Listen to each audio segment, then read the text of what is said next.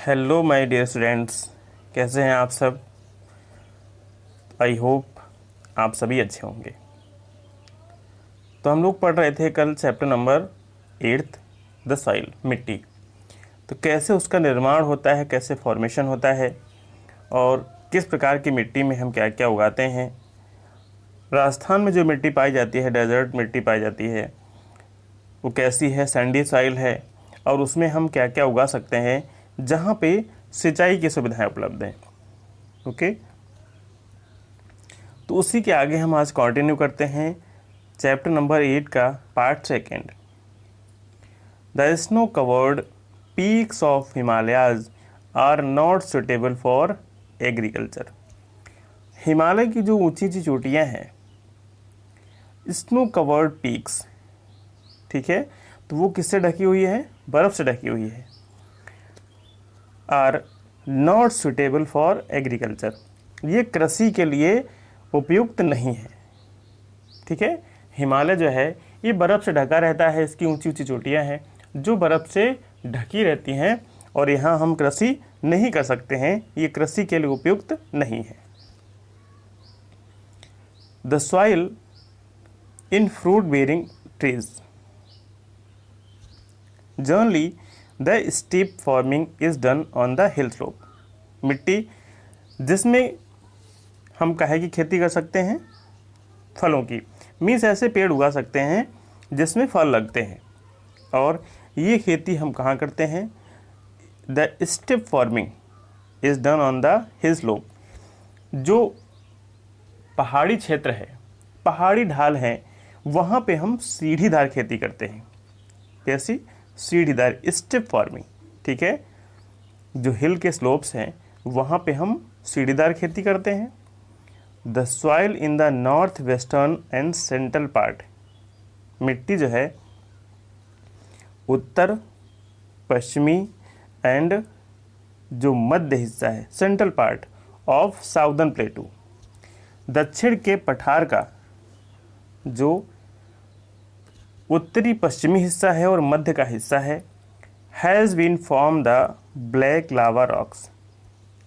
ये कैसे बना है? कि काली मिट्टी से बना हुआ है। जो लावा होता है, ज्वालामुखी फटने से निकलता है, ठीक है, उससे इसका निर्माण हुआ है। So it is black in colour and is useful for the crops of cotton and sugarcane. इसलिए इसका रंग कैसा है? काला है। क्योंकि इसका ब्लैक लावा से निर्माण हुआ है, इसलिए इस मिट्टी का रंग कैसा है? ब्लैक है। और इस मिट्टी में हम क्या क्या कर सकते हैं? कॉटन और शुगर केन उगा सकते हैं, ये उसके लिए अच्छी मानी जाती है। In the rest part of the southern प्लेटू, दक्षिणी प्लेटू का जो शेष हिस्सा बचता है, रेड सॉइल इज फाउंड। वहाँ पे कैसी मिट्टी पाई जाती है? रेड सॉइल पाई जाती है। इट इज़ लेस फर्टाइल, ये कम उपजाऊ है। Groundnuts, jowar and bajra can be grown in it. इसमें हम क्या क्या उगा सकते हैं? ग्राउंडनट उगा सकते हैं, ज्वार उगा सकते हैं, बाजरा उगा सकते हैं। Okay. Tea, coffee and rubber are also produce in this region. इस क्षेत्र में चाय, कॉफ़ी और रबर भी उगाई जाती है। Many rivers flow through the coastal plains। बहुत सी नदियाँ जो तटीय मैदान हैं वहाँ से होके बहती हैं। Hence, rice is the main crops grown here due to good irrigation facility। इसलिए चूँकि यहाँ बहुत सी नदियाँ बहती हैं, इसलिए चावल की खेती भी यहाँ सुटेबल है, अच्छी है, उसको हम उगा सकते हैं क्योंकि यहाँ सिंचाई की जो सुविधाएं हैं वो पर्याप्त हैं। गुड इरिगेशन फैसिलिटीज, सिंचाई की सुविधाएं अच्छी हैं। Different kind of soil is found in different parts of India. Bharat के अलग अलग हिस्सों में अलग अलग प्रकार की मिट्टी पाई जाती है। Farmer add manures and fertilisers to improve the fertility of the soil. किसान क्या करते हैं? उसमें मैन्योर ऐड करते हैं, फर्टिलाइजर्स, उर्वरक यूज मिलाते हैं, जिससे उर्वरा शक्ति जो है मिट्टी की वो बढ़ जाए। मिट्टी की उर्वरा शक्ति बढ़ाने के लिए किसान उसमें उर्वरक और दूसरे फर्टिलाइजर्स मिलाते हैं। By this method the food production in India has been increase to a great extent. इस मेथड को अपनाने से, इस तरीके को अपनाने से भारत में जो फूड प्रोडक्शन है, फूड का उत्पादन है, वो कई गुना बढ़ गया है, बहुत अधिक विस्तृत रूप से बढ़ गया है। The upper most layer of the soil contains many nutrients. जो मिट्टी की ऊपरी सतह है, अपर मोस्ट लेयर सबसे ऊपरी सतह है, कंटेन मैनी न्यूट्रिएंट्स, इसमें बहुत सारे पोषक तत्व पाए जाते हैं, एंड मिनरल्स और खनिज पाए जाते हैं, which are needed by plants for their proper growth. और ये जो पोषक तत्व हैं, ये खनिज हैं, ये पेड़ की प्रॉपर ग्रोथ हो, उचित रूप से विकास हो, इसके लिए उसको आवश्यकता होती है।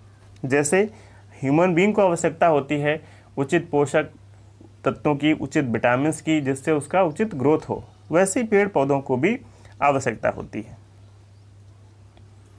Sometime the upper most layer of soil is blown up by air और moved by flowing water and transfer to some other places.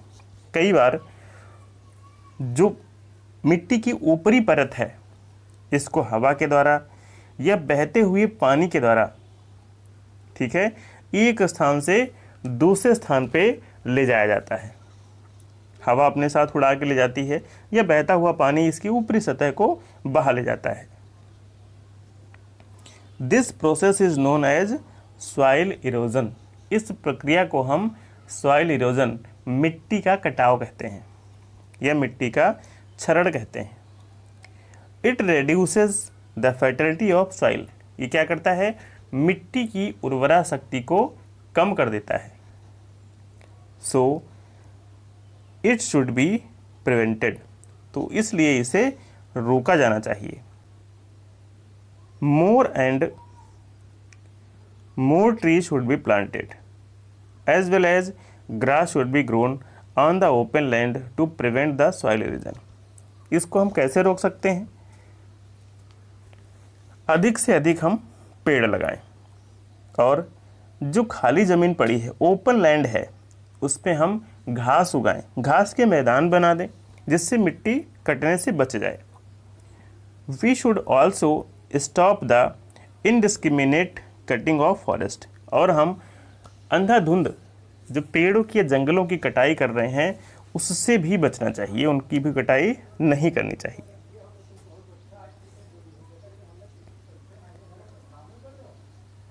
तो इस चैप्टर में हमने क्या क्या सीखा? The soil is formed due to the breakdown of rocks. मिट्टी का निर्माण कैसे होता है? चट्टानों के टूटने से। Next is the sandy soil found in the desert region of Rajasthan is less fertile. रेतीली मिट्टी जो राजस्थान के रेगिस्तान में पाई जाती है, ये कम उपजाऊ है। The soil of mountain regions is made up of hard rock particles. जो माउंटेन्स की मिट्टी है, ये जो चट्टानें हैं उनकी कठोर पार्टिकल्स, बहुत ही कठोर कणों से बनी हुई है। The transfer of the upper most layer of the soil by winds और flowing water is called soil erosion. मिट्टी का जो कटाव है हवा के द्वारा, ये पानी के द्वारा एक स्थान से दूसरे स्थान पर मिट्टी को ले जाना, ये क्या कहलाता है? ये सॉइल इरोजन कहलाता है। ओके, तो नेक्स्ट पार्ट में हम इसके क्वेश्चन आंसर्स देखेंगे। आपको इसको अच्छे से लर्न करना है, रीड करना है, समझना है। फिर भी अगर आपको कोई समस्या आती है तो आप हमें कमेंट बॉक्स में कमेंट करके बताएं। ओके।